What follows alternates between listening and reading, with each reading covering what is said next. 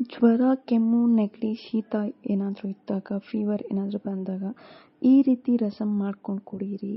ತುಂಬ ಚೆನ್ನಾಗಿರುತ್ತೆ ಟೇಸ್ಟ್, ಮತ್ತು ಕುಡಿಯೋಕ್ಕೂ ಚೆನ್ನಾಗಿರುತ್ತೆ, ಮತ್ತು ರೈಸ್ಗೂ ಚೆನ್ನಾಗಿರುತ್ತೆ. ಹೇಗೆ ಮಾಡೋದಂತ ನೋಡ್ಕೊಂಬರೋಣ ಬನ್ನಿ.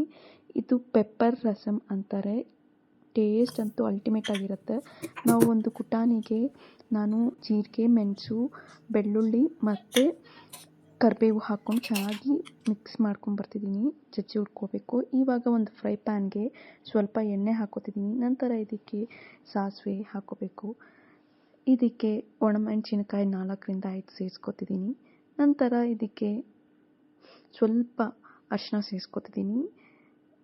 ಇದೆಲ್ಲ ಸೇರಿಸ್ಕೊಂಡಿದ್ದ ನಂತರ ಇದಕ್ಕೆ ನಾವು ಸಣ್ಣದಾಗಿ ಕಟ್ ಮಾಡಿರೋ ಒಂದು ಟೊಮೊಟೊ ಸೇರಿಸ್ಕೊತಿದ್ದೀನಿ. ಚೆನ್ನಾಗಿ ಹಣ್ಣಾಗಿರೋದು ತೊಗೊಳ್ಳಿ, ಟೇಸ್ಟ್ ಅಂತೂ ಚೆನ್ನಾಗಿರುತ್ತೆ. ಮತ್ತು ಅದೆಲ್ಲ ಸಾಫ್ಟ್ ಆದಮೇಲೆ ನಾನು 1 ಲೀಟರಷ್ಟು ಹುಣಸೆ ಹುಳಿ ಹಾಕ್ಕೊಂಡು ಮಿಕ್ಸ್ ಮಾಡ್ಕೊಂಡಿರೋ ನೀರು ಹಾಕೋತಿದ್ದೀನಿ.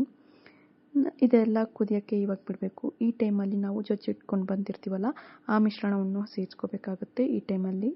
ನಂತರ ಇದಕ್ಕೆ ನಾವು ಸ್ವಲ್ಪ ಹಿಂಗೆ ಸೇರಿಸ್ಕೊತಿದ್ದೀನಿ. ನಂತರ ಇದಕ್ಕೆ ನಾನು ಕರಿಬೇವಿನ ಎಳೆ ಮತ್ತು ಹೆಸರು ಸೇರಿಸ್ಕೊತಿದ್ದೀನಿ. ಚೆನ್ನಾಗಿರುತ್ತೆ ಫ್ಲೇವರು. ಈ ಟೈಮಲ್ಲಿ ಹಾಕ್ಕೊಳ್ಳಿ.